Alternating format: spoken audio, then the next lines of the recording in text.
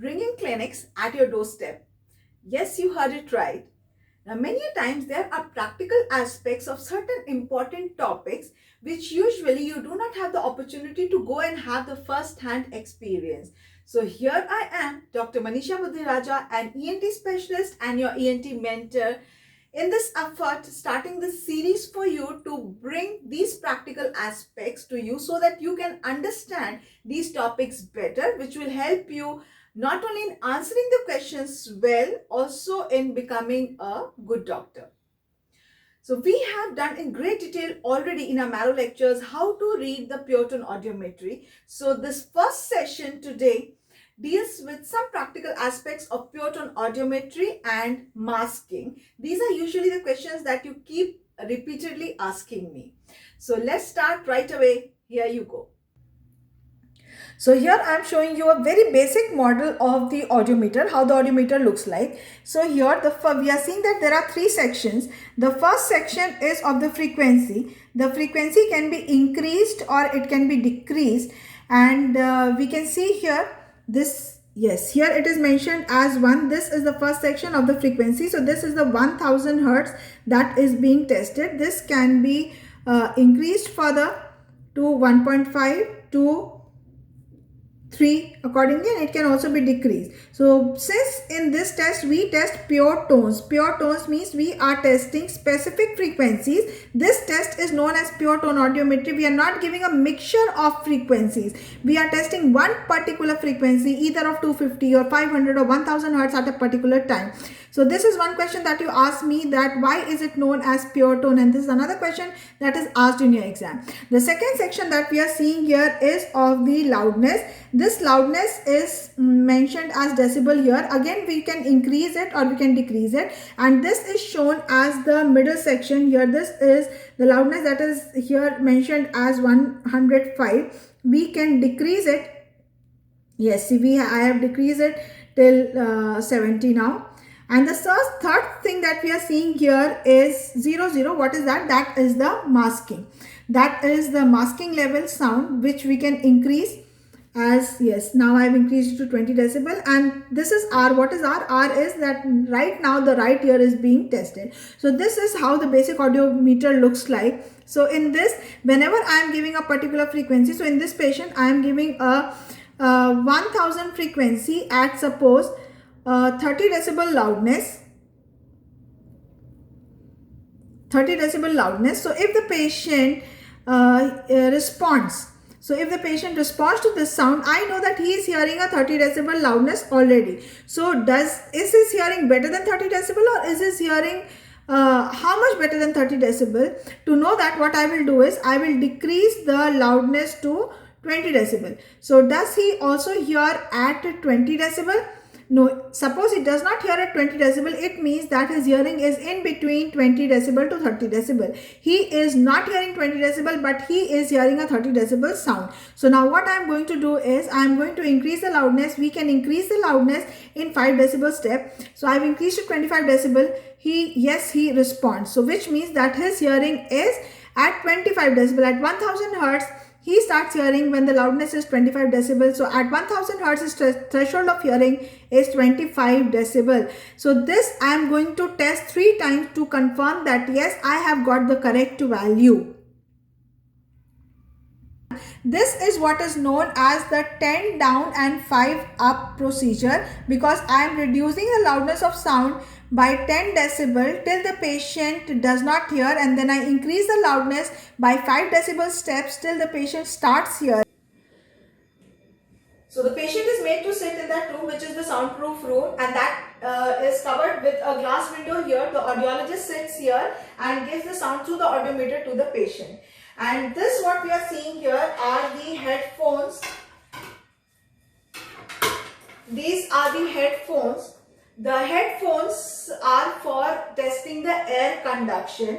In the headphones, it is clearly mentioned whether it is of the right side or of the left side. So suppose here there is a red color that you can see, and here what you can see is a blue color. So this I am going to put on the right ear, and this I am going to put on the left ear, so that when I give this sound, I know I'm giving it in right ear or left ear as can be specified by my audiometer. So this is for air conduction testing. Whereas air conduction testing can also be done with the help of insert earphones. Now the bone conduction, to test the bone conduction, we have a device like this. This is known as the bone conduction vibrator. We can see here. Yes, this. So this is what we are going to place on the mastoid, and the sound when goes through this, it vibrates the skull bone to stimulate the cochlea directly. So before doing any procedure, always remember you need to explain to the patient. So the first thing that I have already done is I have examined the ears of the patient very clearly, that there is no wax or debris or any occlusion in his external auditory canal. Now I am going to explain the procedure to the patient. आपके कान में आवाज जाएगी, आपका hearing test करेंगे, और आपके जब भी आपको आवाज सुनाई देगी आपको ये प्रेस करना है. This is a patient response button. Whenever he hears the sound, he is going to press it, and when he presses this is going to show as a light in the audiometer.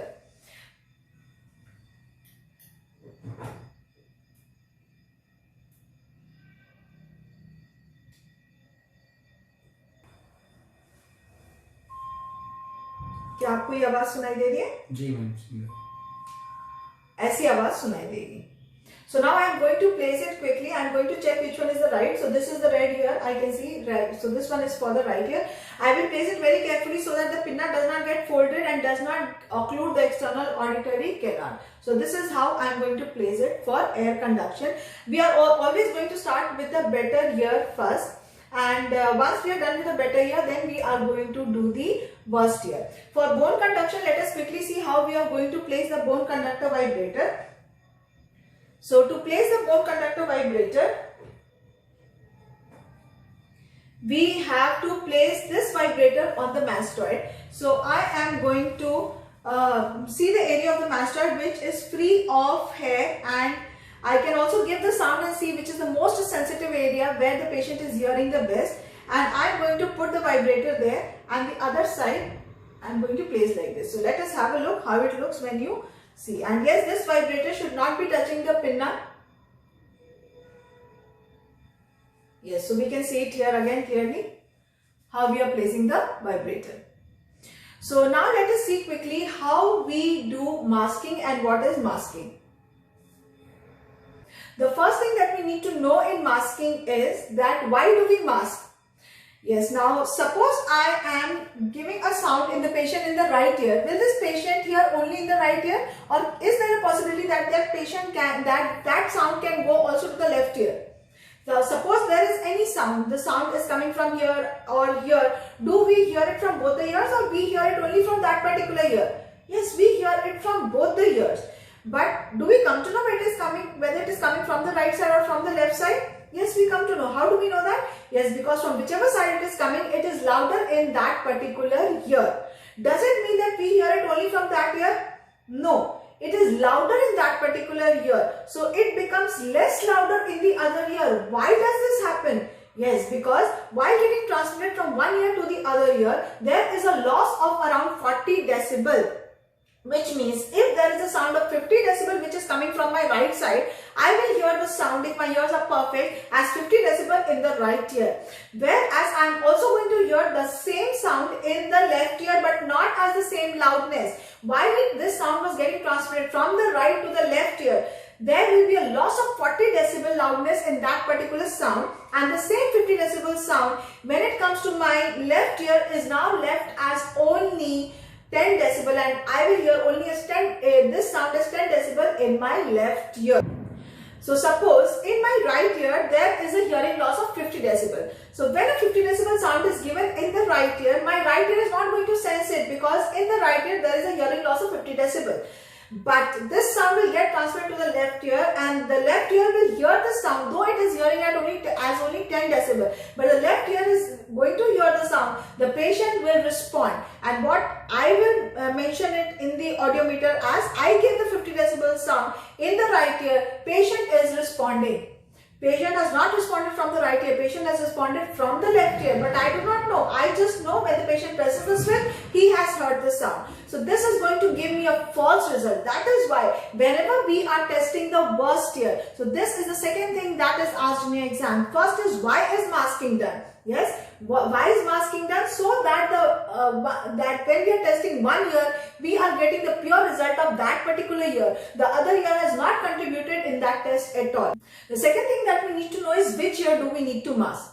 Yes, so if we are testing a particular year, as I told you, this was the worst year which had a 50 decibel hearing loss.